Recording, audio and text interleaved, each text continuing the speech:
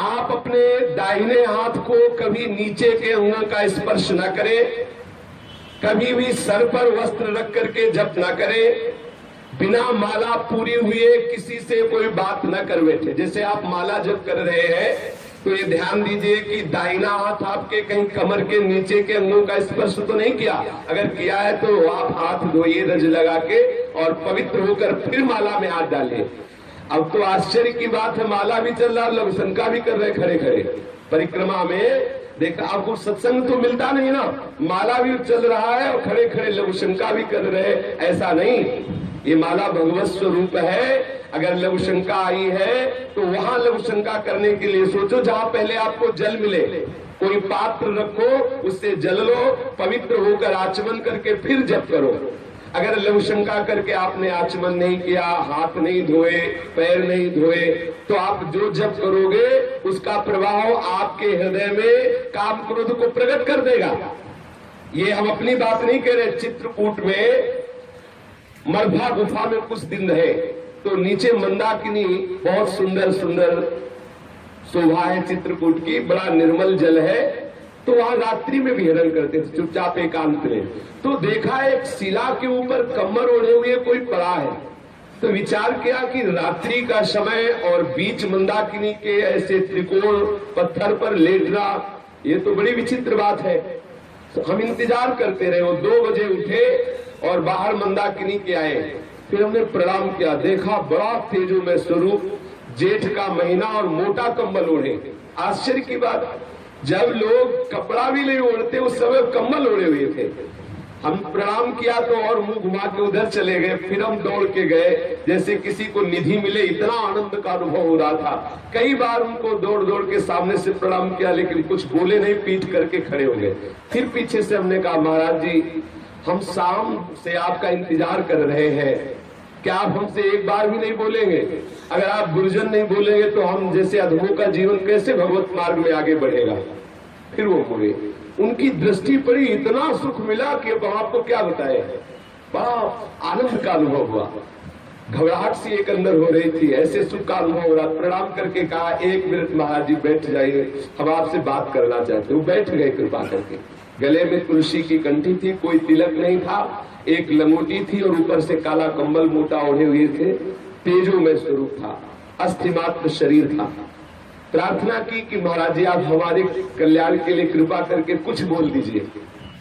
बस अपनी तरफ से बोले थे कि जो तुम्हें गुरु मंत्र मिला है पवित्र अवस्था में उसका जप कीजिए, अगर अपवित्र अवस्था में जप करोगे तो काम वेदना प्रकट हो जाएगी और असहनशीलता आ जाएगी आपके हृदय में। हमने कहा मंत्र जपने पर भी? बोले हाँ, यदि अपवित्र अवस्था में मंत्र जपा जाएगा तो काम वेदना प्रकट हो जाएगी और असहनशीलता आ जाएगी, अर्थात क्रोध प्रकट हो जाएगा। यद्यपि हमने ये बात कहीं पढ़ी नहीं है, लेकिन उन महापुरुष के मुख से सुना वो वेदों से भी ज्यादा प्रमाणित है, क्योंकि उनका जीवन इतना मंगलमय और पवित्र। जो पूज्य श्री राजेंद्र दास जी के यहाँ तबला बजाते हैं ना, वो युगल किशोर, वो भी उनको भी दर्शन कराए थे, वो भी देखा था उन संत को, उनसे पूछ लेना। कितने तेजस्वी और तपस्वी महापुरुष थे। उन्होंने कहा कि यदि आप अपवित्र दिशा में गुरुमंत्र का जप करेंगे तो गुरुमंत्र आपके हृदय में काम वेदना प्रकट कर देगा और असहनशीलता आ जाएगी। इसलिए मंत्र जपने वाले को बहुत सावधान रहना चाहिए, सदैव पवित्र रहना चाहिए। लघु शंका करे तो जल का प्रयोग करे, शौच में जाए तो कमर के नीचे कम से कम स्नान जरूर करे। 2 बार तो पूरा स्नान करे, और अगर कई बार जाना पड़े, कोई रोग है, तो कमर के नीचे जरूर। और सूती वस्त्र जितने भी धारण किए वो शौच के बाद उनको धोना चाहिए। ऐसे नहीं है कि आप सब कपड़ा पहन के गए, शौच हुए आए। बस कुछ लोग तो यहाँ दर्शन होता है ऐसे रज छूते हैं, ऐसे छू लिया और बस टोटी में ऐसा नहीं। कम से कम, जब बिल्कुल कम, तो 7 बार बायां हाथ धोइए, फिर उसी बाएं हाथ से रज लेकर हाथ पैर में रज लगाकर धोइए पैर में, फिर दोनों हाथ मिला करके कम से कम 5 बार रज से धोइए। आप सोचेंगे कि ये तो नाली जाम करवा देंगे हमारे बाथरूम की। थोड़ा थोड़ा रज ले लीजिए। पहले अगर साबुन लगाना है तो पहले रज के बाद साबुन मत लगाइए, रज परम पवित्र है। जितनी आप पवित्रता का निर्वाह करेंगे उतना ही आपके हृदय में मंत्र प्रकाशित होगा। जिसका शरीर अपवित्र है, मन पवित्र है, तो मंत्र कहाँ प्रकाशित होगा? इसलिए अपवित्र हाथ से कभी दाहिने हाथ को नीचे के अंगों का स्पर्श नहीं होने देना चाहिए। अगर करिए तो फिर रज लगा के धोइए। और कभी सर पे वस्त्र रख करके मंत्र नहीं जपना चाहिए। मंत्र जपते समय सर खाली होना चाहिए। और बिना माला पूरी हुए कोई भी आवश्यक बात हो तो भी नहीं करना चाहिए। यदि आपको बहुत आवश्यक हुआ और आप बोल दिए तो फिर आपको पहले 1-2 बार कीर्तन करना चाहिए। फिर जहां से माला का रोका था वहां से नाम जप कीजिए, वहां से मंत्र जप कीजिए। 1-2 बार जो गुरु प्रदत्त नाम है उसका कीर्तन कीजिए, जोर से उच्चारिए। जैसे संन्यास मार्ग वाला है तो प्रणव का उच्चारण करे, अपने वैष्णव जन है, रसिक जन है तो इष्ट का नाम उच्चारण करे। पश्चाताप के रूप में कि हाय माला छोड़ के मुझे बात करनी पड़ी। यदि आप अनावश्यक बोल गए, संसारिक बात बोल गए तो आपके जप का प्रभाव आपके हृदय में नहीं पड़ेगा। माला बिना पूरी हुए यदि आप बीच में बिना आवश्यक की बात बोल गए तो माला का प्रभाव आपके चित्त में नहीं पड़ेगा। इसलिए अपने लोगों के ऊपर कोई प्रभाव नहीं पड़ रहा। माला लिए वो प्रपंच की बात कर रहे हैं, माला लिए हैं दूसरे की निंदा कर रहे हैं, माला लिए हैं संसारिक बातें कर रहे हैं। सावधान, जितने समय जप में बैठो तो सिर्फ जप में हो। अगर आप हर समय जप कर रहे हैं तो आज जब तक माला पूरी ना हो जाए तब तक बात न करें। और बात भी करें तो भागवतिक बात होनी चाहिए, अनावश्यक बेकार की बातें नहीं होनी चाहिए। जब आप अनावश्यक कोई बात कर ले तो नाम कीर्तन करके ही माला प्रारंभ करें। और ध्यान रखें, जब जप पूरा हो जाए तो आचमन करके किससे इससे बोले, और जब बात पूरी हो जाए तो आचमन करके फिर जप करें। ये मंत्र जप का विधान है। नाम जप में भी जब तक माला पूरी न हो तब तक बीच में नहीं बोलना चाहिए। यदि जप करते समय आप अश्लील शब्द बोलेंगे, गंदे शब्द बोलेंगे तो आपका जप हृदय में प्रकाशित नहीं होगा। यदि जप अपवित्र जगह में बैठ के करेंगे तो आपका मंत्र प्रकाशित हृदय में नहीं होगा। वृंदावन धाम में तो सब परम पावन है, कहीं भी बैठ के कर सकते हैं। जप करते समय यदि सोच या लघुशंका लगे तो कभी रोकना नहीं चाहिए। यदि रोकोगे तो सोच और लघुशंका का जप होगा, मंत्र का नहीं। इसलिए माला पूरी करके और पवित्र स्थान पे माला विराजमान करके। कई मालाएं यहाँ मिलती है, बोले माला झोरी छूट गई है। जानते हो जिसका माला खो जाता है उसका आधा जप चला जाता है। जितना आपने जीवन में जप किया, माला गया तो आधा जप जो है आपका उसके पास चला गया जो आपकी माला ले लिया। इसलिए माला को प्राणों से भी प्यारी बचा के रखो। जब आपके हाथ में माला हो तो किसी को प्रणाम मत करो। अगर प्रणाम करने की तत्काल आवश्यकता पड़ी तो माला को ऐसे सर पर रख के दाहिने हाथ से और मस्तक धरती पे रख दो। अगर किसी के चरण स्पर्श कर रहे हैं आप दाहिने हाथ से तो फिर पहले हाथ धोइए तब माला में हाथ डालिए। ऐसे नहीं कि ऐसे माला निकाली, चरण छू लिए, फिर माला में कर लिए, ऐसा नहीं करना चाहिए। माला भगवत स्वरूप है, परम पवित्र है, उसको ऐसे अपवित्र भाव। अब किसी के चरण छू के फिर माला में, ऐसा चरण छूने वाले को भी अपराध और छुआने वाले को भी अपराध लगता है। इसलिए सत्संग में कम से कम इतना तो ज्ञान रख लेना चाहिए, आप माला लिए हुए हैं और आप उसी हाथ से चरण छू रहे हैं, उसी हाथ से फिर माला, ऐसा ना कीजिए। अगर किसी को प्रणाम करना है तो पंचांग दूर से प्रणाम कर लो, साष्टांग प्रणाम कर लो, माला को ऐसे सर पे विराजमान कर लो। अगर चरण स्पर्श ही करना है तो माला को गले पे विराजमान करके फिर उनके चरण स्पर्श करो और हाथ धो के फिर माला जप करो, ऐसा करो। जब मंत्र का जप करें तो उसके साथ इष्ट का जरूर चिंतन होना चाहिए। मंत्र का जब कर रहे हो तो इष्ट का चिंतन जरूर होना चाहिए। अपवित्र वस्त्र नहीं होने चाहिए। जब मंत्र जप कर रहा हो गुरु मंत्र तो पवित्र अवस्था में करे। नाम तो अपवित्रा पवित्रो वा सर्वावस्थांग तो पिवा या स्मृत पुंडरीकाक्षम स्वाभ्यांतरा शुचि। नाम तो किसी भी अवस्था में आप जप सकते हैं, चाहे पवित्र हो चाहे पवित्र हो, नाम तो परम मंगलमय है। पर नाम के साथ भी ये नियम है कि बिना माला पूरी हुई आप नाम की और बीच में मत बोलिए। नाम के साथ ये नियम है कि नाम जपते हुए कोई अश्लील वचन, कोई गाली। पूज्य बाबा सिउड़िया बाबा जी महाराज कहते हैं जो नाम जप करते हैं माला से और फिर वो गाली देते हैं उनको कभी नाम सिद्ध नहीं होगा। नाम जप करने वाले अगर गाली बकेंगे तो कभी नाम जप सिद्ध नहीं होगा। नाम जप करने वाले गंदी बातें जिह्वा से बोलेंगे कभी नाम जप सिद्ध नहीं होगा। नाम जप करने वाले मसाला खाएंगे, बीड़ी पिएंगे, सिगरेट पिएंगे, भांग खाएंगे, चिलम पिएंगे, कभी नाम सिद्ध नहीं होगा। ये सब व्यसन छोड़ करके नाम जप करते समय इधर उधर देखना, आसपास थूकना, व्यर्थ के कार्य करना। अब जैसे बैठे हैं, पैर हिला रहे हैं, नाम माला चल रहा, पैर हिला रहे हैं। हाँ, अगर नाम सुमिरन कर रहे माला से नहीं भी तो तिनका तोड़ रहे हैं, नहीं तो धरती में ऐसे लिख रहे हैं, ऐसे कर रहे हैं। ये सब चंचलता पूर्वक जो क्रियाएं हैं इनका त्याग कर, बैठे बैठे ऐसे तिनका तोड़ते रहते हैं, ऐसे धरती को खरोचते रहते हैं, मुंह में कपड़े चबाते रहते हैं, पैर हिलाते रहते हैं, इधर उधर आंखें करते रहते हैं। ये सब भजन के विघ्न, ऐसा नहीं करना चाहिए। और जप में बहुत जल्दी जल्दी जिह्वा नहीं चलानी चाहिए।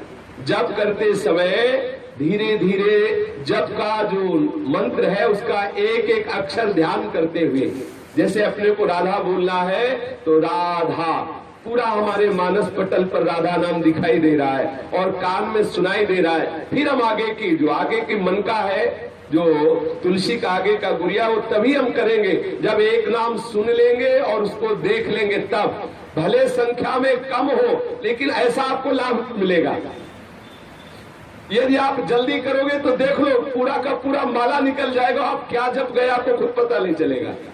ऐसे भी जब होता है, पूरा माला निकल गया और संसार का चिंतन चल रहा है, एक बार भी नाम का ना तो श्रवण हुआ ना दर्शन हुआ। इसलिए जप में जल्दीबाजी न करे, धीरे धीरे जप करे, ऐसे मानो आपके नेत्रों के सामने लिखा हो, भले थोड़ा जप हो, आप इसकी चिंता न करें। इस तरह जप करने से आपके हृदय में बहुत बड़ा प्रभाव पड़ेगा, मन चंचलता शून्य हो जाएगा। कभी मंत्र का उच्चारण नहीं करना चाहिए। मंत्र जितना धीमे होगा उतना ही लाभ होगा। जैसे वाचिक मंत्र जपने का विधान नहीं है, उपांश या मानसिक ही जपने का विधान है। अगर वाचिक मंत्र उच्चारण कर दिया तो धीरे धीरे आपके हृदय में आपराधिक प्रवृत्तियां जागृत हो जाएंगी। और आजकल हमारी बुद्धि इतनी भ्रष्ट हो गई है कि हम द्वादशाक्षर मंत्र, पंचाक्षर मंत्रों का कीर्तन करते हैं। भागवत आज में अपने लोग कीर्तन करते हैं द्वादशाक्षर मंत्र का, पंचाक्षर मंत्र का। और शास्त्रीय विधान है, जब गुरु मंत्र दिया जाता था तो घंटा शंख बजाया जाता था। किस लिए? इसीलिए कि मंत्र उच्चारण में सुनाई दे। और गुरु शिष्य दोनों कपड़े से ढक जाते थे। किस लिए? कि कोई ओठ हिलता हुआ अंदाज न लगा पावे कि क्या मंत्र दिया। आज हम उन महागुप्त मंत्रों का कीर्तन करते हैं। गायत्री मंत्र, पंचाक्षर मंत्र, द्वादशाक्षर मंत्र। मंत्र का गान करने से मंत्र जो है अमंगल करता है।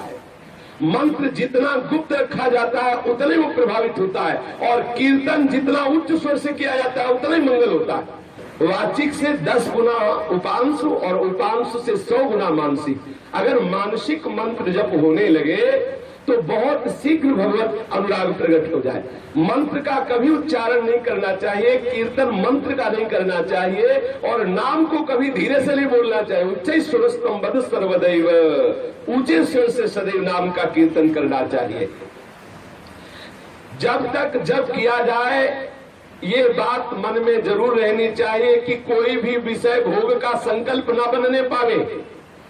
बहुत ध्यान देने की बात है। जब आप जप कर रहे हो एकाग्रता पूर्वक तो कोई भी विषय भोग का संकल्प न बनने पावे।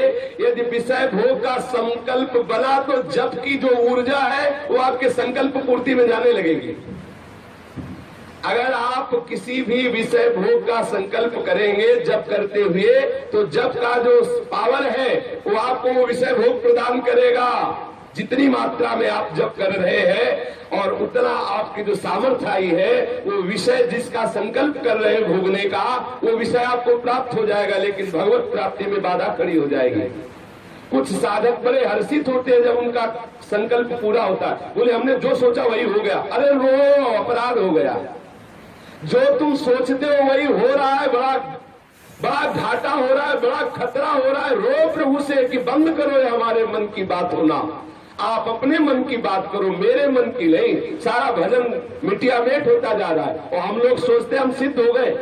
अपने लोगों को लगता है हम बड़ा लाभ प्राप्त करें। हम जो सोचते वही हो रहा है, घाटा हो रहा है।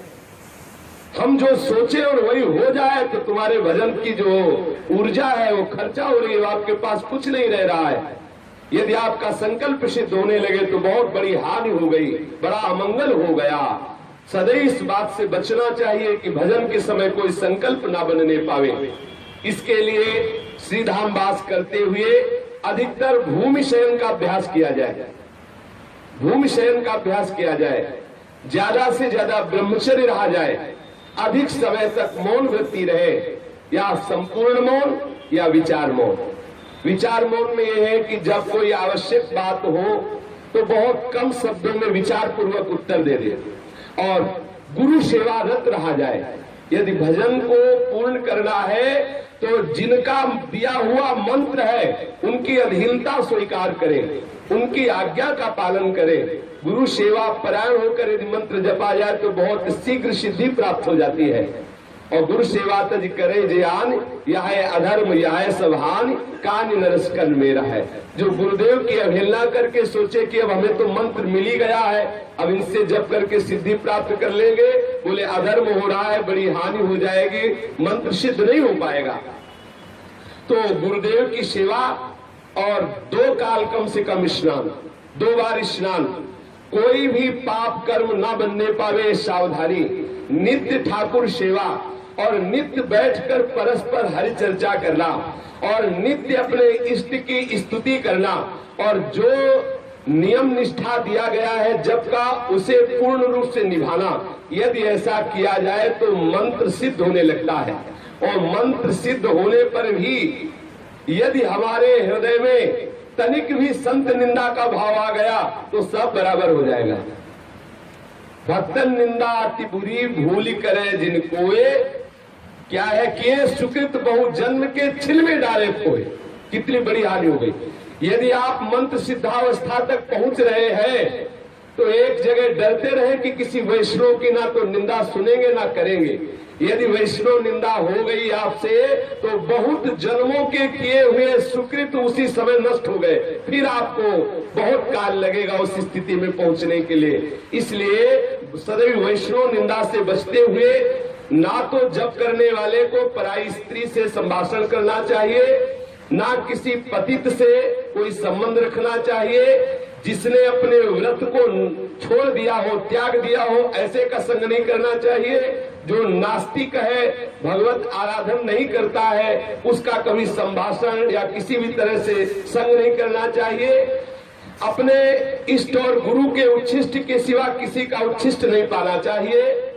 कभी झूठ नहीं बोलना चाहिए, कभी कुटिलता पूर्वक बोलना, अपने हृदय में जो छुपा के बोलने की आदत है वो बोलना नहीं चाहिए।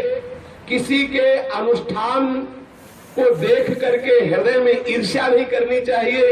कोई बहुत जप अनुष्ठान या भजन कर रहा है, हमारे हृदय में ईर्ष्या नहीं होनी चाहिए। ईर्ष्या होगी तो निंदा जरूर हो जाएगी। अरे क्या जप करते हैं, जप भी करते हैं और वो भी करते हैं, ऐसा करते हैं, निंदा करने की भाव आ जाएगी।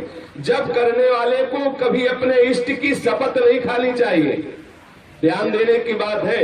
या छोटी सी छोटी बात में वो ठाकुर जी की कसम को बोले, भगवान कसम कहते हैं, जमुना कसम कहते हैं, गंगा कसम कहते हैं, अपने इष्ट की धाम की कसम, ऐसा कभी नहीं करना चाहिए। जप करने वाले को, सुमिरन करने वाले को, आराधना करने वाले को चाहे प्राण चले जाए कभी कसम नहीं खानी चाहिए कि हम भगवान की कसम खाते हैं। ऐसा नहीं किया, एक बार बता दिया, नहीं किया, मानो ना मानो तुम्हारी जो मर्जी आवे सो करो। अपने ठाकुर की कसम थोड़ी खानी है, अपने प्राणाराध्य को थोड़ी साक्षी देना है। कभी ऐसा नहीं करना चाहिए। यहाँ मना किया जा रहा है कि जो भगत सुमिरन करता है, भजन करता है, उसे सावधानी रखनी, कभी अपने इष्ट की शपथ नहीं। अनुष्ठान या भजन शुरू करने पर ये ध्यान रखना है कि मरण सोच में कभी भोजन नहीं पाना है। वो जो तेरही और वो क्या कहते दसवां जो शब्द कहता है, 10वें दिन को क्या कहते हैं इससे शास्त्रीय शब्दों में, दशा, हाँ ऐसा कुछ नहीं, हाँ ऐसे बोलते हैं। कपड़े लिखे तो शब्द नहीं आते हमारे। मरण सोच का अन्न नहीं पाना चाहिए, जरूर ध्यान रखना चाहिए। जब तक वो ब्राह्मण लोग ना पाले तब तक नहीं पाना चाहिए। अब गृहस्थ है तो अपने घर की बात अलग, ठाकुर को भोग लगा के पावे, और दूसरों के, अगर गृहस्थ है अपने घर की बात अलग, दूसरों के यहाँ जाके वो भी तेरह ही करना पावे। और साधु को तो पाना ही नहीं चाहिए। और जनना सोच, जब बालक हो तब जो माताएं अपवित्र दशा में रहती, जब निकल आती है और बालक के सब जात कर्म संस्कार हो जाते हैं, फिर जाकर के वह भले प्रसाद पावे। जनना और मरणा सोच में उनके यहाँ भोजन नहीं करना चाहिए। जिनके यहाँ अपवित्रता हो गई है, सोकर बिना आसन के चलते हुए जूठे मुंह या कुछ खाते हुए या बिना माला को ढके हुए कभी गुरुमंत्र का जप नहीं करना चाहिए।